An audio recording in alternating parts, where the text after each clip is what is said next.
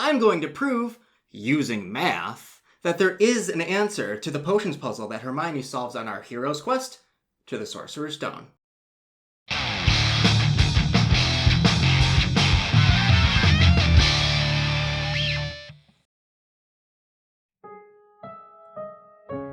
Danger lies before you, while safety lies behind. 2 of us will help you, whichever you would find.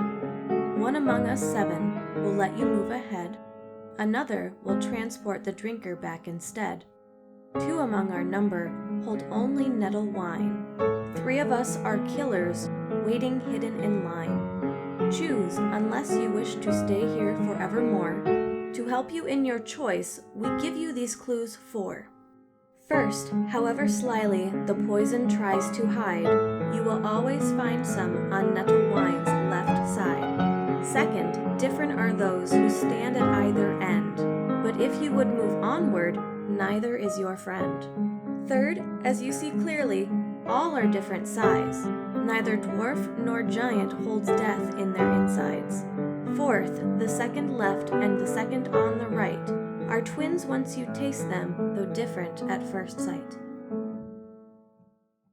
I understand that some people watching this video are going to be more interested in the Harry Potter-ness of the content and not so much the mathematical, logical parts of the video.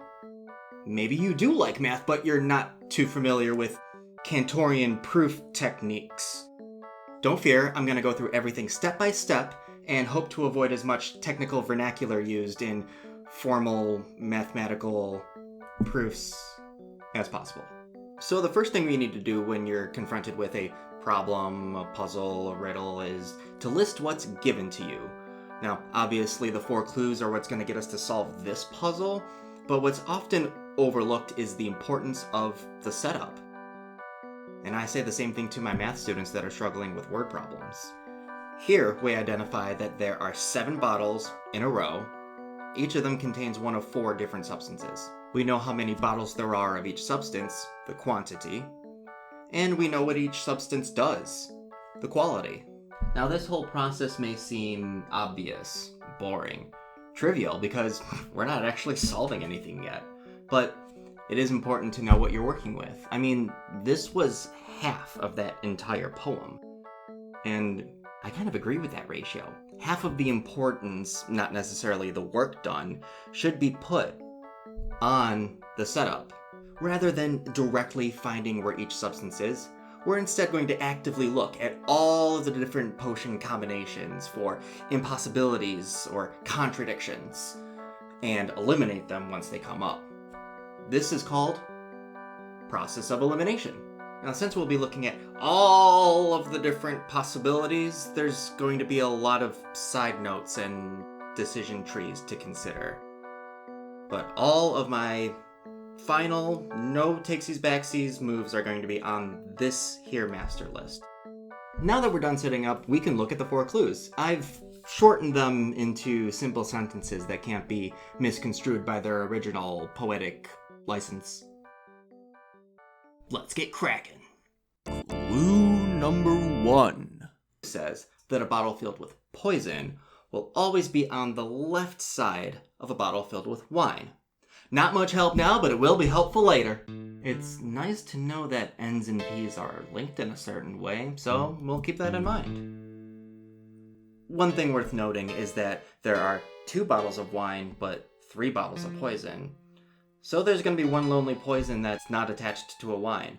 Or, conversely, knowing the position of a poison does not guarantee the position of a wine. We can do something. Here's a trick that you can use when you're dealing with adjacency.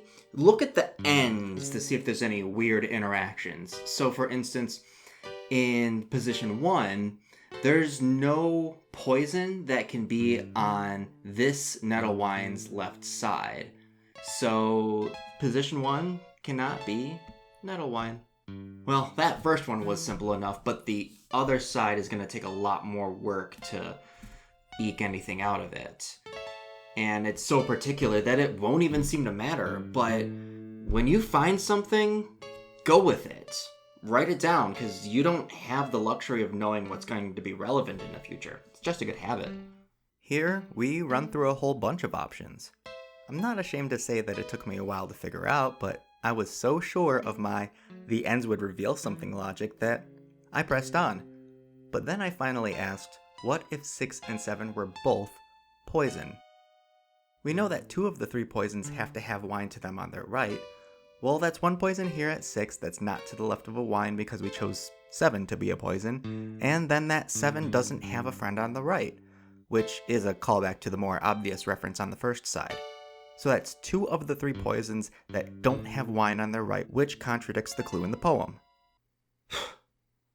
All of that work and we don't even get to cross anything out? The best we get to do is make a side note that says that 6 and 7 can't both be poison. So later on, if we identify that one of them is a poison, then we can cross out the poison spot on that position. Or neither of them could be poison. That's fine, they just can't both be poison. This is all we got from Clue 1. We crossed out one thing and made a little caveat.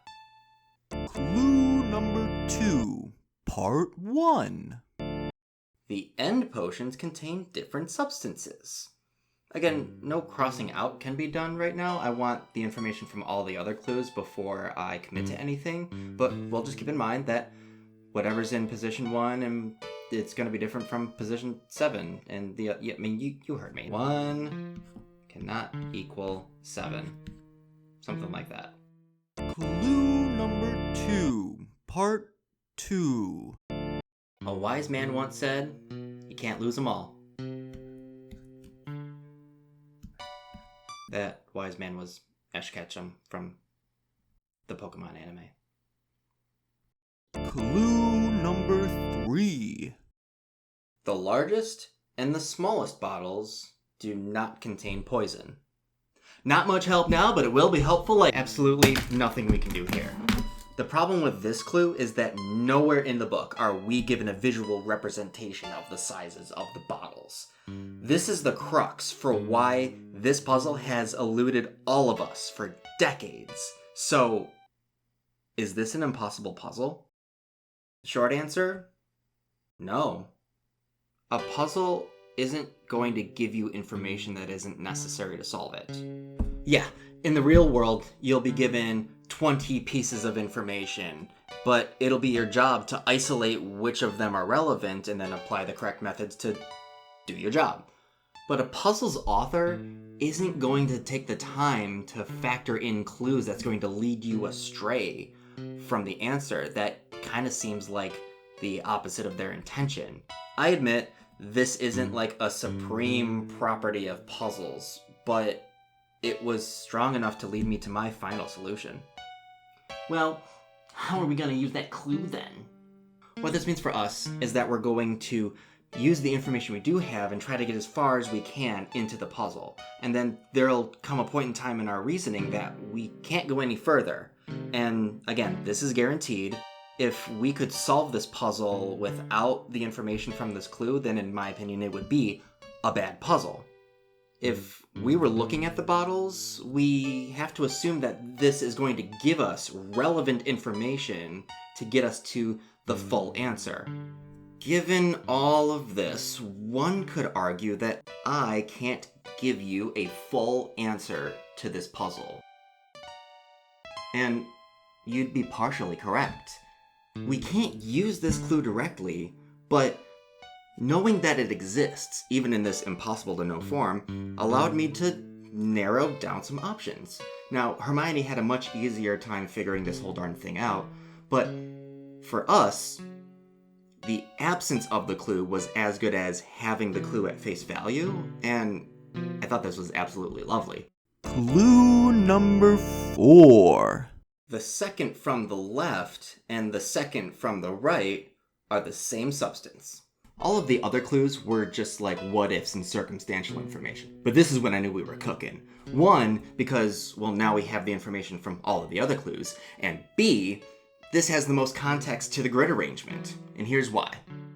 If 2 and 6 have to be the same potion, but there's only one of each of the potions that sends you forward and backward, then they can't be in either of these positions. So 2 and 6 have to both be the nettle wine or the poison. We have ourselves a literal dilemma here. It has to be one or the other, but we don't know which one is true. So what mathematicians employ in this scenario is something called a proof by cases, where we separately assume that each case that could be true is true, and then see what happens. We'll watch it interact with the other rules, cascading until we get to a solution that we're satisfied with. A situation that needs more information. Maybe we'll break it up into further subcases, or we bench the idea completely until we get the necessary information, or a scenario that's completely absurd. Case 1. Positions 2 and 6 are poison. Alright, let's see what happens. And we can say that they aren't wine as well, but I can't circle anything else in this row because we don't know where that third poison is. And then also we can't go back to clue number 1 and say that either of these are nettle wine, because either of these poisons could be that third poison that doesn't have a nettle wine friend attached to it. Yeah, we didn't really get too far, but since poison is where we have the most information from, I didn't want to give up on this case just yet. I mean, we haven't gotten to a logical contradiction, so I wanted to break this case into further subcases where that third poison could be. We get to a point where we have a lot narrowed down, but we can ultimately reject this case. Remember, clue 3 says that the largest and the smallest bottles are not poison.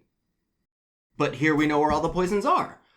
So if we can find the positions of all the poisons without using that clue, then that clue didn't need to exist in the first place. This is what I was trying to say earlier. F and B are our only unknowns here, but we have nothing to compare them to, namely a potential poison. If this was the correct answer, there would be no better than a 50-50 shot of the third layer of subcases here. But we needed an exact answer, because Harry needs to be the one that confronts you-know-who. Therefore, 1 is not equal to P.